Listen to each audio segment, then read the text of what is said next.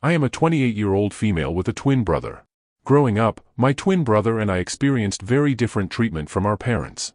My parents genuinely seemed convinced for some reason that my brother was destined for greatness, while I was the so-called black sheep just because I was more interested in playing sports or making new friends than studying.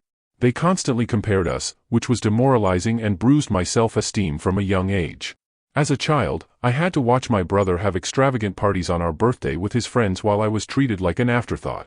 He often had sleepovers with his friends while I was never even allowed to bring my friends back to our place. To be honest, I loathed every minute of my childhood. The only person in the family who seemed to care about me was my grandmother. When she visited us, she always brought me my favorite chocolates and occasionally slipped a few dollars to me so that I could treat myself later. As the years passed, this blatant favoritism for my twin brother gradually transformed into emotional abuse directed at me. My parents would openly mock my grades and belittle my hobbies. It felt as though no matter how much I tried, I could never meet their expectations of being the perfect child. Although I was good at sports, they barred me from participating in extracurricular activities as they wanted me to concentrate only on studies, just like my brother. It was frustrating and I felt helpless as a child. Later in my sophomore year, I got grounded yet again, and this time the crime was having Snapchat on my phone. Comment: your parents are straight-up control freaks. Taking the doors off your hinges?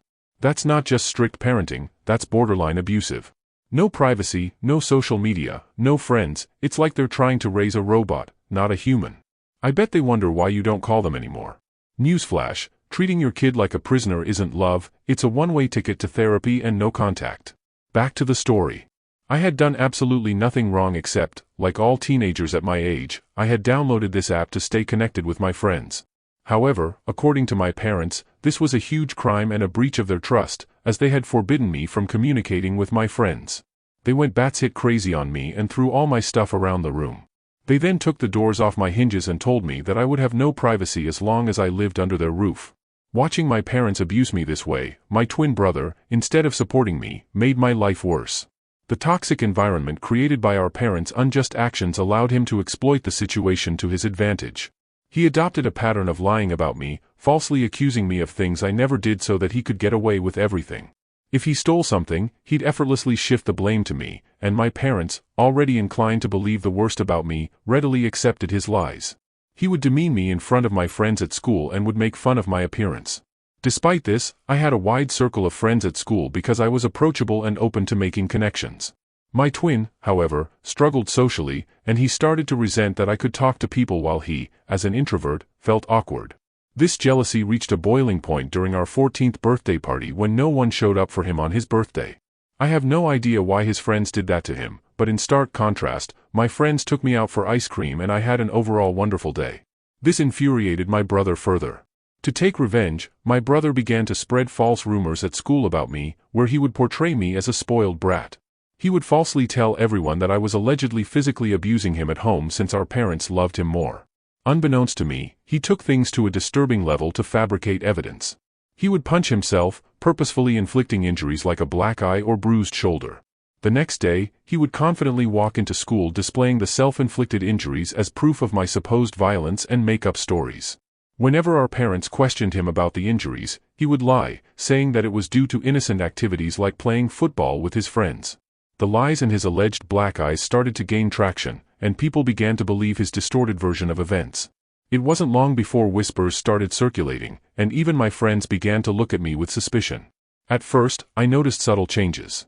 Friends who once chatted with me in the hallways suddenly became distant. Invitations to group hangouts became fewer and farther between. It was like a switch had been flipped, and people were hesitant to associate with the supposedly spoiled girl accused of violence. One day, I mustered the courage to ask my ex-best friend why things had changed between us. She opened up about how my twin brother had been spreading rumors about me. She revealed the detailed lies he had told everyone, accusing me of things I had never done. I was shocked to hear her words. The feeling was a mix of disbelief and betrayal, as if the ground beneath me had given way. My brother, someone I grew up with, was spreading lies about me, accusing me of things I would never even dream of doing. It was a betrayal that cut deep, leaving me with a knot in my stomach and a heavy heart.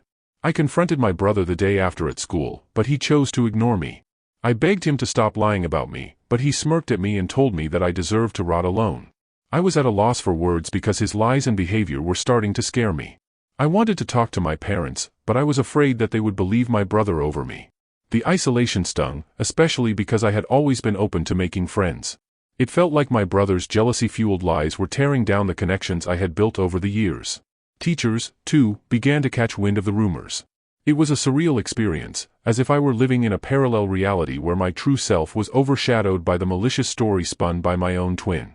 The lies had grown beyond mere teenage gossip. They were now shaping how people truly perceived me.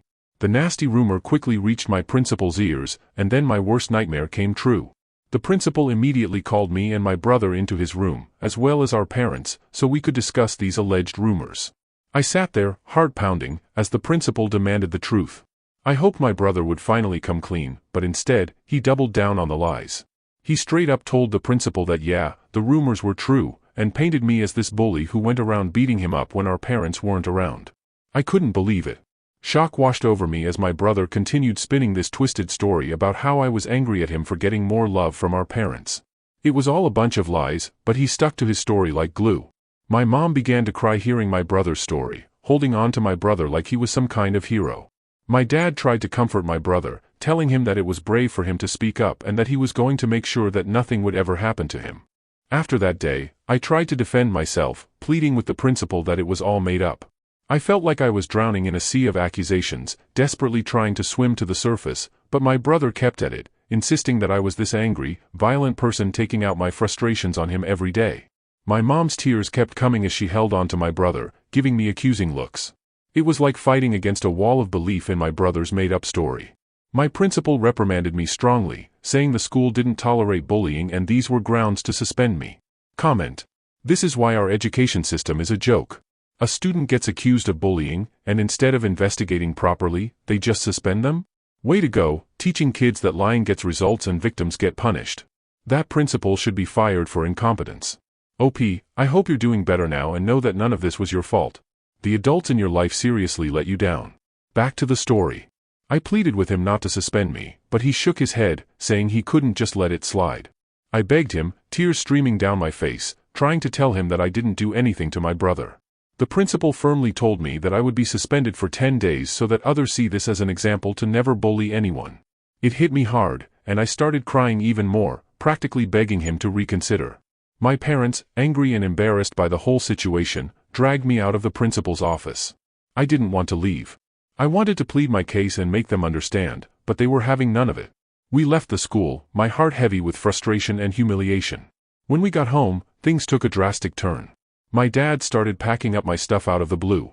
I was shocked, confused, and had no idea what was happening. My mom asked him what he was doing, but he just shouted that he couldn't let me live in the same house as my brother anymore.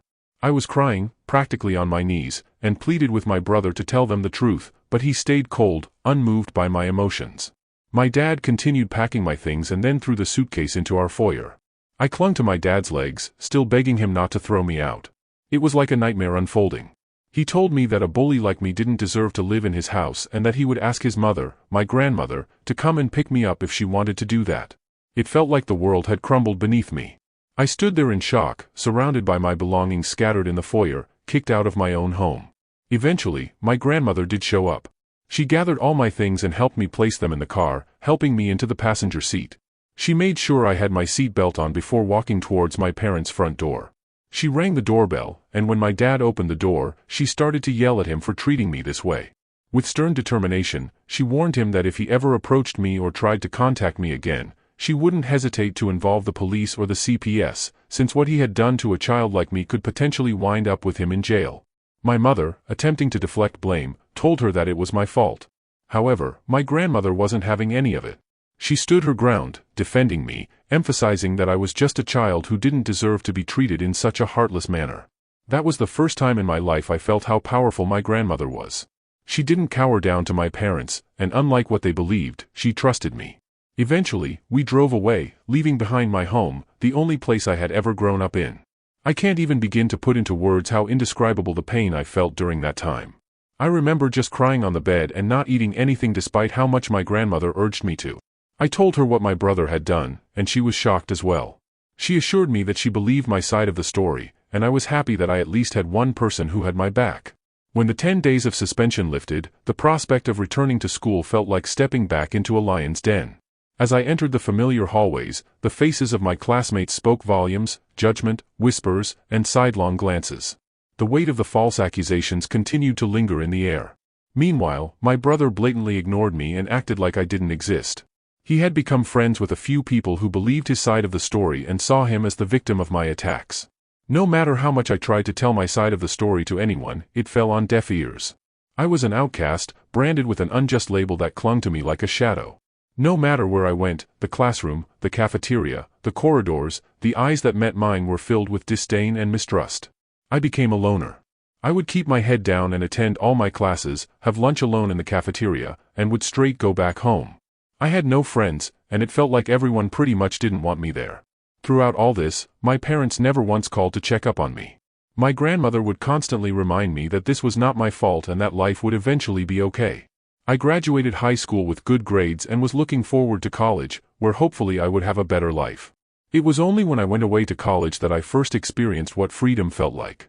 For the first time, no one was watching over my shoulders, no one was comparing my grades, and no one was trying to compete with me. I met people and formed friendships with like-minded individuals. Despite the emotional and physical scars I had sustained over the years due to my family and peers, I concentrated on putting it all behind me and enjoying this college experience as much as I could. During this time, I discovered my knack for content writing. I had always been someone who wanted to be a writer, but I wasn't sure if it would be sustainable for a long time. Hence, I decided to ditch my dream, but to earn some side money, I decided to start writing as a freelancer. I signed up on various freelancing sites, which helped me secure jobs from prominent clients. This is how I slowly started building a portfolio of my work. Throughout college, I maintained this side hustle and never asked for a penny from my parents. When I graduated from college, instead of getting a corporate job, I realized that I could pursue content writing as a full-time job.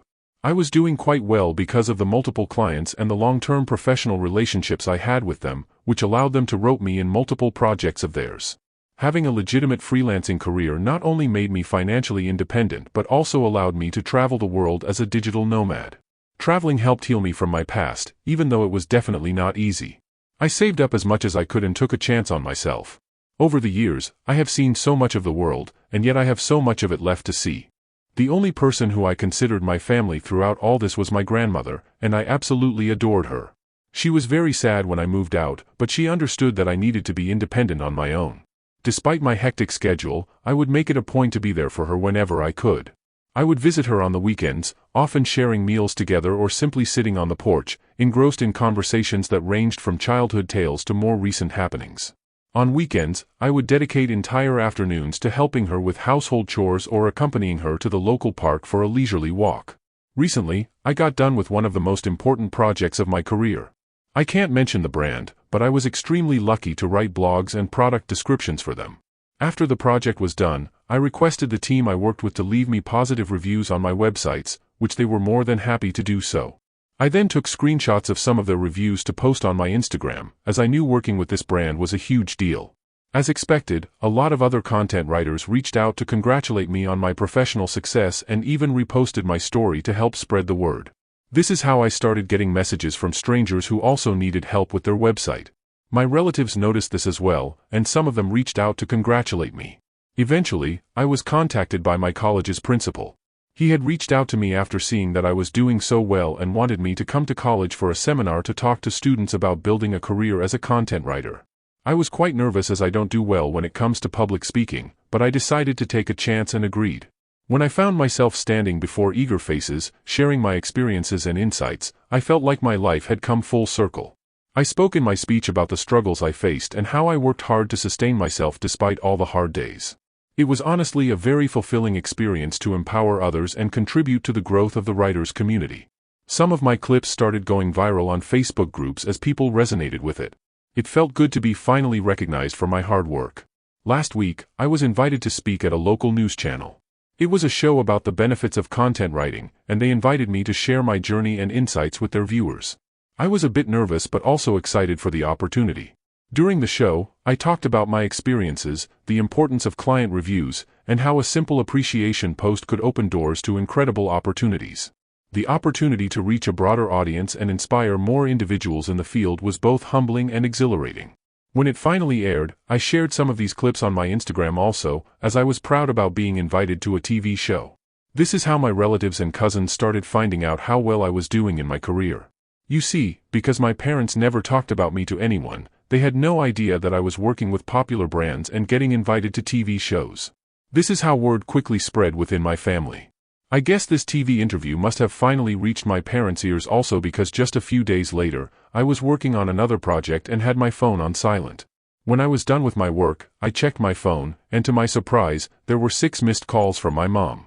I was honestly shocked to see her name on my phone, as it had been a long time since she had called me. After all those years of silence, I couldn't fathom why she was calling me. I hesitatingly called her back, and she picked up immediately. I asked her if everything was okay, and my mom started to congratulate me. My dad, probably sitting right there with mom, jumped into the conversation also. He started to inquire about my life and well-being, and I answered their questions without much thought. It didn't strike me as unusual until they began to ask how much I was earning these days. I told them that it was none of their business, and my dad replied that we're family, so I shouldn't feel shy telling them my income. Comment: the audacity of these people is off the charts. They kick you out, ignore you for years, and then have the nerve to ask about your income? And that BS about we're family? Nah, family doesn't treat you like garbage and then comes crawling back when you're successful. They're not interested in you, just your wallet. Shut that door and lock it, OP. You don't owe them squat. Back to the story. I told him that I was doing well financially. Hearing this, my mom then began to say how hard their life was these days. My brows furrowed in suspicion. Basically, here is how our conversation pretty much went. Mom, we are retired now, and we have been wanting to renovate the house for a while now. It's not in the best shape, but we have no savings left. Me: okay. Mom, your success has given us hope. After watching your TV interview today, we thought maybe you could help us out by paying for the renovations. Dad, after all, we are family. You shouldn't hesitate to share some of your earnings with us. We can really use your help. Me: are you joking with me? Why are you asking me for money when you haven't even talked to me for years? I don't know what made you decide to reach out to me, and while I appreciate the congratulations, I am not going to help you out in any way. Hearing this, my mom started saying how I was being a bitch and that I needed to support them as a family. My dad also added that as my parents, they deserve to be looked out after and that this was the least that I could do. I was so pissed at this that I wanted to give them a piece of my mind. I suddenly got an idea that instead of just arguing with them, I should teach them a lesson forever, thinking that they could mooch off me after mistreating me all those years ago. I told my parents that I was willing to help them if and only if they agreed to my demands. My dad curiously asked me what it was. Without hesitation, I laid out my demand. If they wanted my help, they had to publicly admit in front of our family and friends that my brother was the mastermind behind the hurtful rumors that had tarnished my reputation. I wanted them to humiliate my brother the same way they had humiliated me in front of everyone by believing his lies and manipulations. I wanted them to take accountability for their actions and acknowledge the pain they had caused. Hearing my impossible condition, my dad began to question the necessity of such an admission.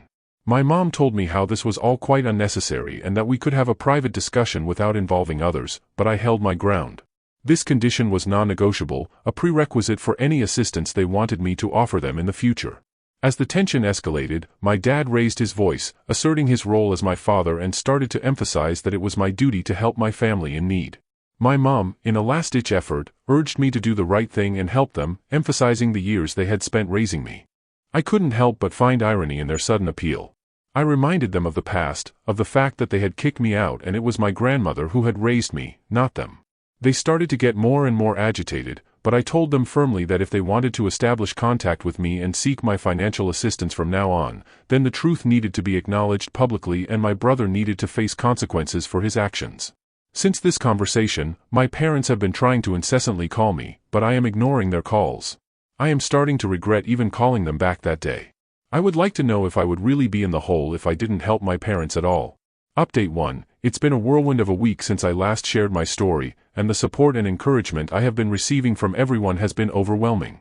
It's heartening to know that I'm not alone during this time. I am glad that everyone agrees that I should not engage with my parents or even consider helping them out after what they put me through. The reason I even gave them such a condition was because I knew it was pretty much impossible for them to do it. I know they love my brother too much, and despite the fact that they might have found out by now that it was all his lies, I know they will never put him through what they put me through. Today, my brother sent me a nasty text message after my parents again tried to contact me and I refused to pick up their calls. This is what he wrote. "Hey sis, it's been a long time since I saw you, and I can tell you that every day without you in my life has been great. I heard that mom and dad reached out to you and you gave them a crazy ultimatum. They are never going to go through with it, you know that, right? They clearly never loved you and they will never do anything to hurt me. I admit that I did lie about you 15 years ago, but it's been a long time since then, so stop being so selfish and try to move on from the past. You are unmarried and childless anyway, so why do you not want to help them out by paying for their repairs and renovations around the house? Do the right thing and be a better daughter." Comment. Your brother is a whole dumpster fire of toxicity. Admitting he lied but still trying to guilt trip you? That's some next-level narcissism right there. And using your marital status and childlessness as a weapon? What year is this? 1950. Newsflash, bro, a woman's worth isn't measured by her marital status or ability to pop out kids. Keep him blocked and let him stew in his own bitterness. Back to the story. Seeing the message felt like a stab to my chest. The audacity to dismiss the struggles I had faced and the conditions I had set spoke volumes about his lack of empathy. The attempt to guilt-trip me by emphasizing my unmarried and childless status added another layer of insensitivity. His insinuation that I should prioritize their needs over my own well-being was not only offensive but also highlighted how little he thought of me. Fueled by frustration and a strong desire for justice, I decided it was time to take matters into my own hands and reveal the truth that had been hidden for too long. I sat down to write an email to my parents and close relatives, sharing the painful details of my childhood and the unfair treatment I had endured while growing up at my family house. In the email, I described the strict and oppressive environment I had under my parents' roof and how they treated me compared to my twin brother.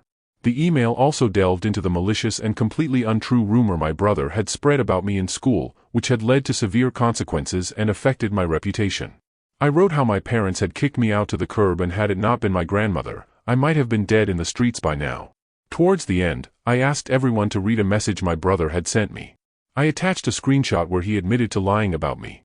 It was a clear confession that I hoped would expose the lies that had persisted for too long. I sent the email just an hour ago, and I know that all hell will break loose once my parents and my brother read it. I will update you next regarding how my family reacts to my email. Update 2. It's been a month since my last update, and a lot of things have happened this month. As you can imagine, my family did erupt after receiving the email. My parents have received criticism from relatives who were previously unaware of the extent of the favoritism and emotional abuse. A lot of the family members reached out to me, telling me that they had no idea about all this and apologized to me for not being there for me.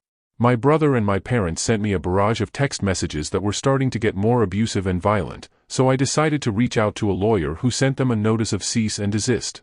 It basically warned them to not contact me further, and if they did, they would have to face dire legal consequences. I guess this must have scared them straight because they stopped contacting me. My grandmother thinks I have done the right thing by letting everyone know what happened and supports me 100%.